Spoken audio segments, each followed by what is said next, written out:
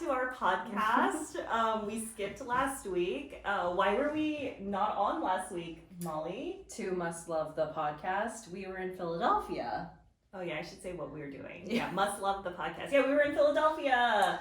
For, Hannah likes to call it homecoming of our industry.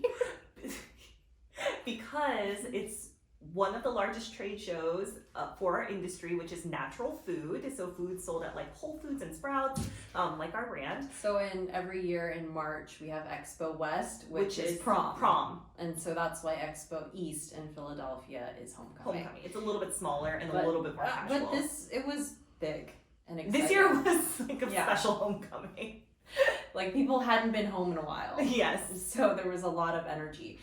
But we didn't do the full show. We just did one day, but it was very productive and fruitful. We got to see friends and team members, and it was great, except for one wrinkle. Yeah, so we're based in Los Angeles, and the show is in Philadelphia. So obviously you have to fly an airplane, or I mean, you have to go. I don't have to fly the airplane. Hannah's not flying the airplane. I'm not a pilot. We have to be on an airplane to get to Philadelphia. And we have ice cream, which we didn't ship ahead of time. It's very complicated to ship ice cream. You have to use dry ice, etc. But you can actually bring dry ice onto an airplane, which we have many times. But never with American Airlines. So we packed whatever they say. We packed a big box of our ice cream to sample at the show. And I followed all the rules on how to do it. If anyone's curious, let us know and I will tell you how to do it. Well, I don't know, after this experience, maybe they don't want our advice, because Hannah did go through all the rules. She checked in the bag to get the proper documentation, and we land in Philadelphia. We also took a red eye, which was really not pleasant. We land in Philadelphia at 6:30 and we're waiting for our bags, and Hannah sees her personal luggage come down, and she immediately was like, they lost the bag or the ice cream, or it's not here. They would come together, like close to each other. Like that was the end of everyone was gone. So I also then checked the app, and then it says that the box was checked but not loaded. So I also had a preview that it was not there when Hannah went to the desk. Yeah, and then I called the number they tell you to call, because you have to call the Los Angeles American Airlines handler, and I called them and they said, well, we didn't ship it because you didn't tell us there was dry ice on it. And I did tell them there was dry ice on it, and we went through this whole thing, and anyway, whatever, they needed to put a special sticker on it and they didn't, and they were like, well, if you do it all the time, you should know that it needs a special sticker, and I did not appreciate that attitude. And then they were like, the box is in LA, you can come pick it up, and I was like, well, I'm in Philadelphia because I took your airplane to Philadelphia. So anyway, we didn't have ice cream, but it actually worked out really well, because people that knew us still came by to hear about new stuff that we're showing. We'll obviously send samples anyway. And then at these shows, there's lots of looky-loos, which is great. I mean, I won't be derogatory about it, but it's a lot of people that just want to have samples. But it's not Costco. Yeah, right. And normally we'd love to give samples to you, but if you were just looking for a sample, you would just walk by our table and we would say, I'm sorry, we don't have any samples available, but you can buy us at Sprouts. And so it was much more productive in terms of the people that we were speaking to at the show. This is all to say, for when prom comes around, we may lose our samples. I mean, we'll see. It's a much bigger show, so I feel like we can't be also completely empty-handed. We're also in Los Angeles, and the show is in Anaheim, so it's driving distance, and we're sold in all the surrounding Whole Foods and Sprouts, so it would be kind of a terrible excuse. Yeah. But anyway, that's why we were not on last week, and I'm sorry for the very long-winded side conversation. But what do we really want to talk about today, Molly? I think a fun topic and a topic that people ask us about a lot is pitch competitions, business competitions, pitch slams, which Hannah and I have done many. But why do they ask us for advice, Molly? We've won a lot of them. A lot of them. But maybe it's a numbers game. If you've done as many as we have, you're gonna win some of them. It's true. But and nonetheless, like we won like notable pitch slams and competitions and things like that For our industry. Yes. And we're actually participating in another one next week. So we'll talk about the types of things. I think there's lots of specific ones for your specific industry. So obviously the ones we're talking about are food or CPG specific. Except like Shark Tank, which which was the biggest that's pitch a competition. Which we and did not, I guess, technically win. No. Spoiler alert. We lost. But we made it there, which is a win. That's the win. Just being on the carpet is the win. And so yeah, we've kind of run the gamut in terms of size, type, prizes, etc. So we'll talk a little bit about all of these different types of competitions and maybe some tips for how to succeed in them or how we approach them anyway. But I think first is, why did we even do them in the first place? Because you're very busy running your business. Well, I like to say when we're evaluating those types of competitions, like let's first see what the prizes are because it's like an ROI, return on investment type of decision. You have to really think, obviously, as Hannah mentioned, like the time that you're spending preparing for this and determining whether or not the outcome of it is worth the investment you put in.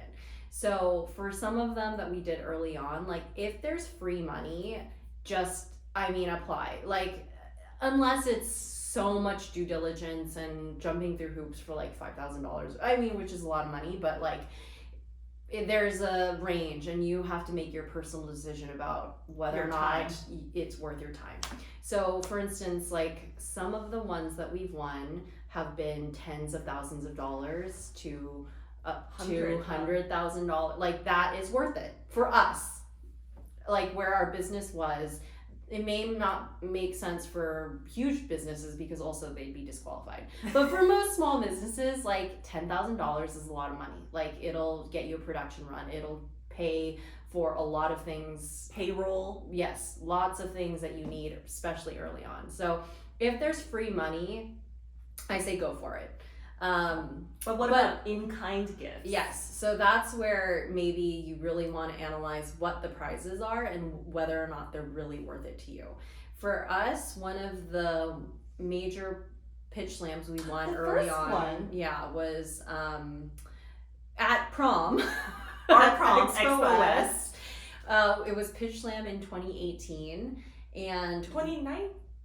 I'm pretty sure it was 18. No, 2019, because the expo. So the prize was a free booth at Expo West at prom, which is worth a lot of money, like thousands of dollars. So that was the analysis. Is like there's a distinct prize that you can attach a monetary value to it that makes sense for us.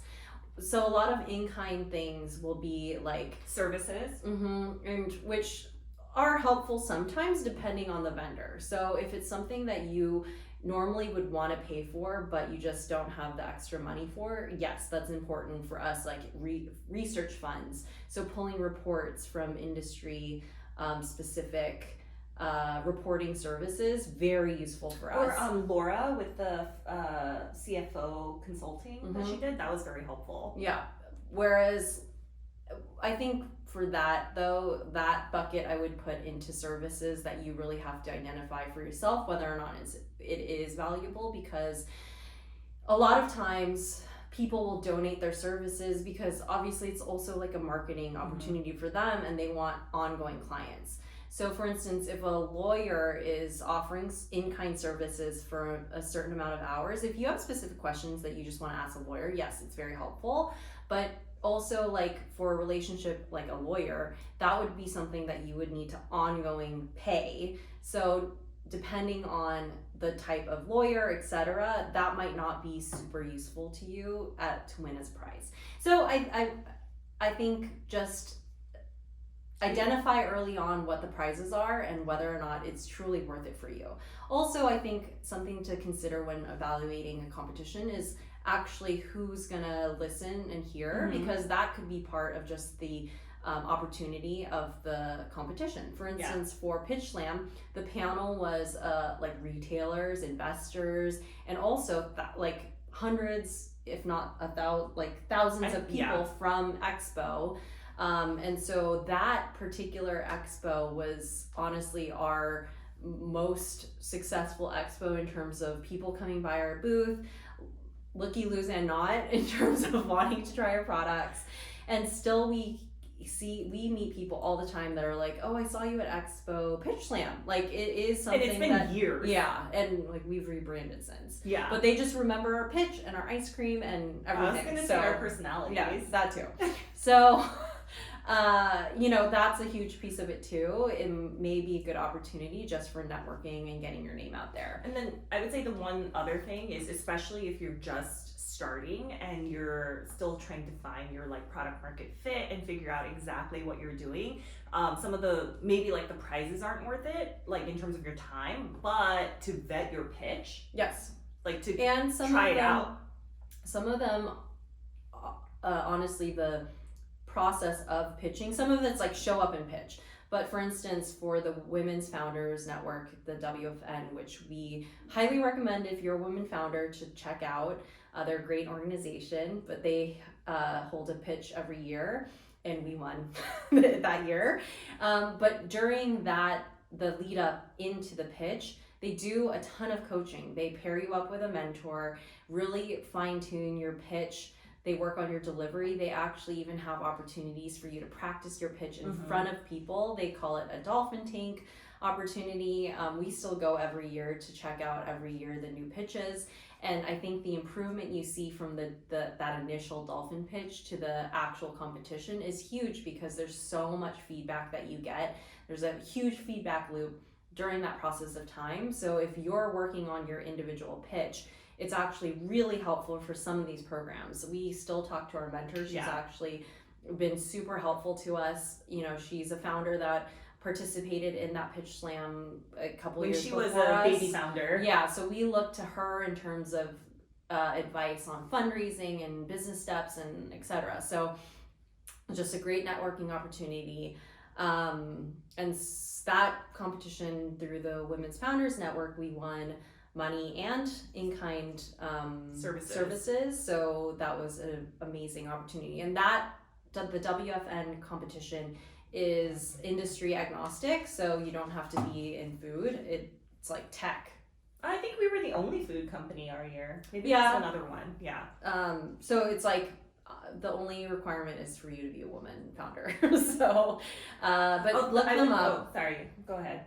I'm sorry. No, go ahead. I was gonna say the other prize is actually getting to know the people in the network and developing our relationships with them, and we still keep in touch not only with our mentor but like the founders of WFN as well. So they're a great organization to Google and read up on. Little plug for WFN. Wait, what else? What other ones have we done? Did we leave any out? Okay, well there's Hannah- Shark Tank, but Well, no, Hannah, you participated in a huge one. oh yeah, Stacy's Rise with Frito-Lay. So that you were in the inaugural competition and she won. I will brag on behalf of Hannah. It was very but I can brag involved. myself too. So it was sponsored by PepsiCo, which is Frito-Lay. And you know, like Stacy's pita chips. Yeah. They hosted the competition. It was also for, and that the competition itself, it's now more of like a grant opportunity. But when you competed in it, it was an actual competition. So they selected 5 semifinalists, right? And then Hannah had the opportunity to go through a pretty rigorous kind of mentorship process where at the end of it was a pitch, but during the process you got to work with Frito-Lay, Pepsi, people, and then agencies that they hire. Yeah. Like it was really helpful. intensive. It was very intensive, and we got to visit their headquarters. And then the final pitch, like all these other competitions, like the pitches are like 5 to like 15 minutes, but the pitch I had to give for the finale was, I think it was like 30 minutes. 20 minutes yeah, plus Q&A, right? Yeah, plus Q&A. It was like a really long I mean, it was like a work presentation. Yeah, it really was. But Hannah won! But I won. And And then you got to meet Padma Lakshmi, who is not only beautiful, as everyone knows, but also very funny and smart. So that was really cool. But the day I was meeting Padma, I drank like a smoothie because I was like trying to feel like light and healthy before going to meet Padma.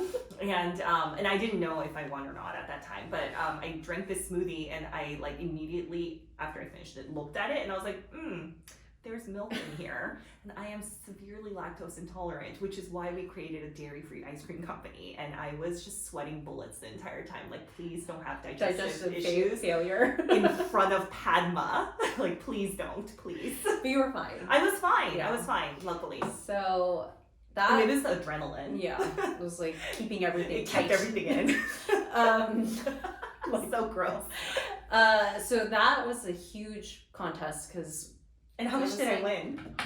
50, 100? I won 100, altogether 125,000. Yeah, because all the semi-finalists got 25 up front, and then the grand prize was 100. So obviously that's like a lot of money. Yes. So huge, and equity free. Like the key thing also to think about in these competitions, like even incubator programs, all of these things is whether or not it's free money or are there strings attached. Yeah. So a lot of incubator programs, that's completely aside from like pure competitions. A lot of them will take equity stakes, meaning you have to put up an ownership piece to receive the money. For all of the things that we've entered in, it never requires any we don't have to give up any equity or ownership in the company. So for us, that's a key requirement for any competition that we enter at this point in our company life cycle. So so what's the one we're doing next week? So the next one we're doing is sponsored by Naturally LA, which if you're in LA, it's a great organization. And there are chapters throughout the country. So if you are part of the natural food or CPG, personal care, I think pet, all of those industries, if you're in the natural industry, there's chapters throughout the country. So we're part of the Naturally LA chapter. And so they're putting on a pitch expo. So it's not there was some confusion. It's not a pitch competition.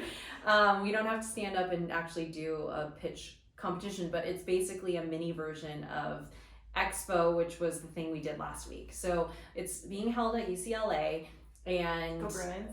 Oh yeah, Hannah's an alum, so we're excited to be on campus, and we'll set up a booth, hand out samples, probably to students and people that are attending the expo. And we have like a little deck that we send ahead to the judges, but there's no pitch per se involved in the competition, which is really cool twist.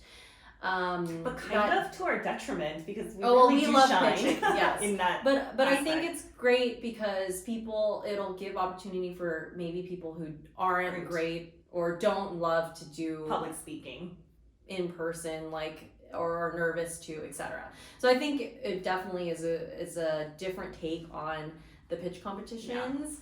Yeah. So it'll be exciting to see how it goes. We're doing it next Thursday at UCLA. I think it's open to the public, or look online, naturallyla.com. I don't know, Google Naturally LA to find the details. It's 25 companies, so it's a lot of companies. And a lot of free food if you are a Costco looky-loo type person and just want free samples. Yes.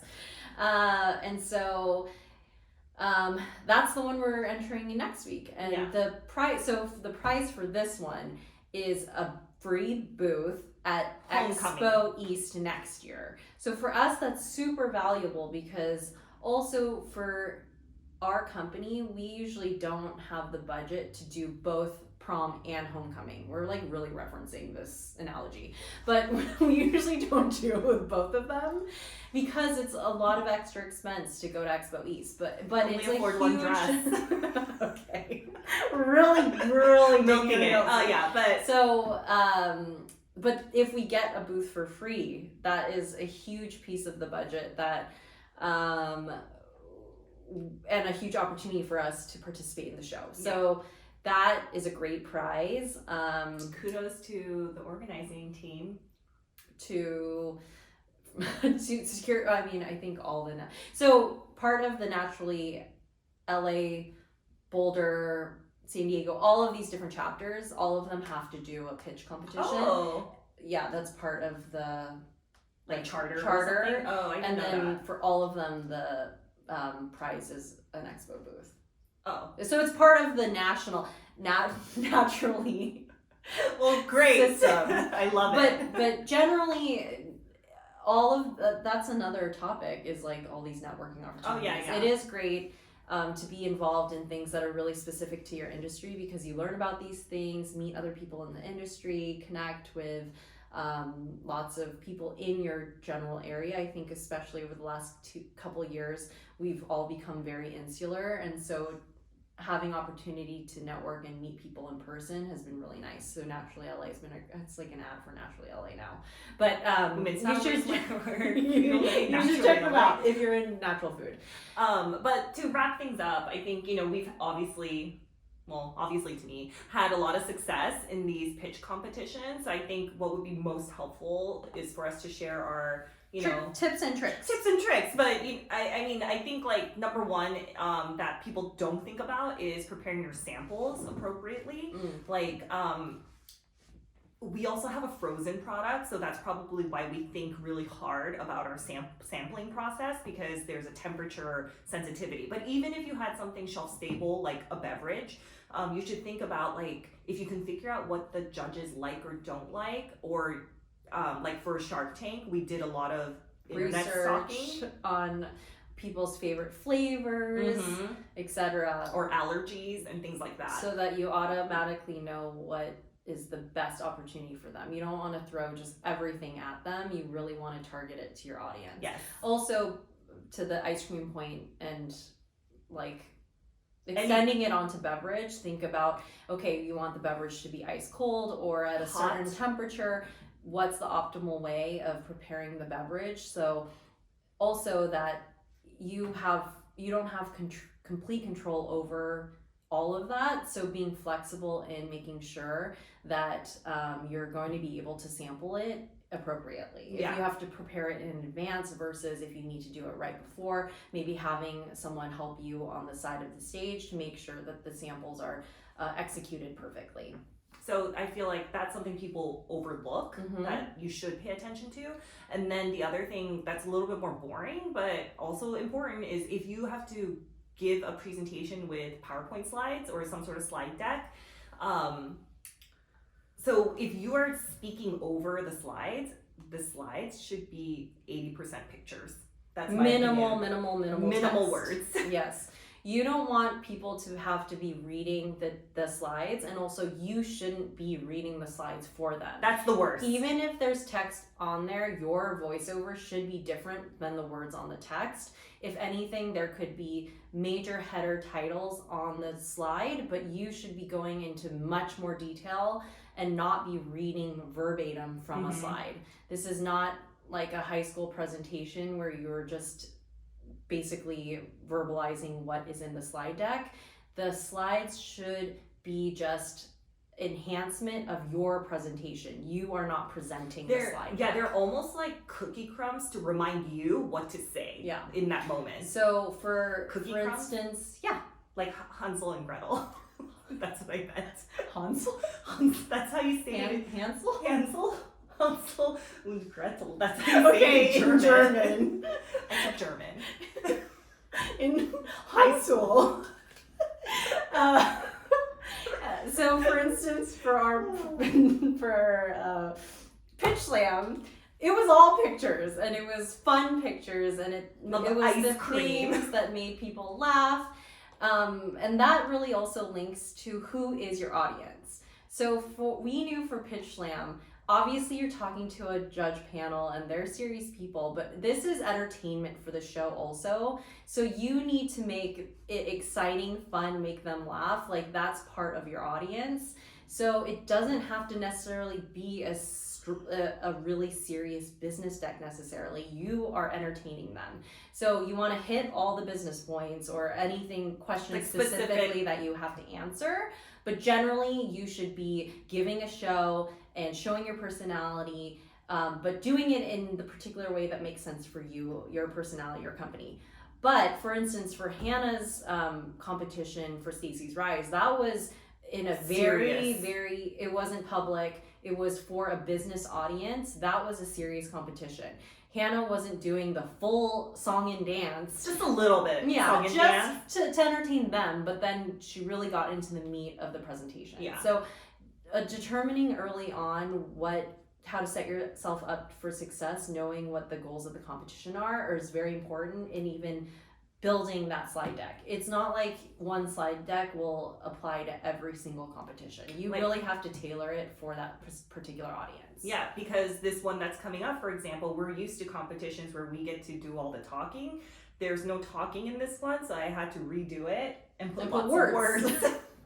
Because the deck is just a deck. We're not Yeah. doing a presentation portion. It's a of leave it. behind. Yes. And then, so I think that, I mean, especially what you were saying earlier, Molly, brings us to like our most important tip, which would be to stay absolutely authentic to who you are, because your inner self, your personality, why you built the brand the way you did, why you built your company the way you did, it Will just really shine through. and ring true when you say it from your true voice. And if you're trying to put on a different personality than who you really are, it's going to be obvious. And so Entirely for you. Yeah.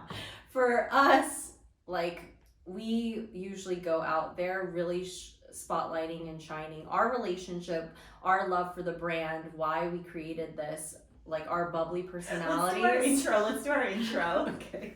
As our sign off. Okay. I mean, we do it usually every episode at the beginning, but we didn't do it this time. No, we didn't. We just Some jumped of in. us, yeah. So that's our biggest tip is like really be authentic to who you are. If you're a serious person and you're like, dig into that, but also make it entertaining, obviously. Like you have to figure out a way to be charismatic. Like it is still a pitch, Yeah. but it should ring true to who you are. Yeah. So that's like our biggest piece of advice. One other piece that our mentor gave us for Women's Founder Network is like, you are also selling yourself. This is a sales pitch of yourself. Don't try to be humble at that point. Make sure that you're showing how exciting your wins have been. I think we generally try to, it's like our nature to maybe just to be like very realistic. Yeah, and underplay. but this is your time to sell them the dream on who you are, what your brand is, what the growth is, all of that. Like, don't be shy and don't be nervous to really push hard on that. Like, what would a 6 foot tall man say in this moment? That's what I try to channel. Just all the confidence. Yes, just throw it all out there. So that has been really good advice for us. So with that, can I do the sign off? Yeah.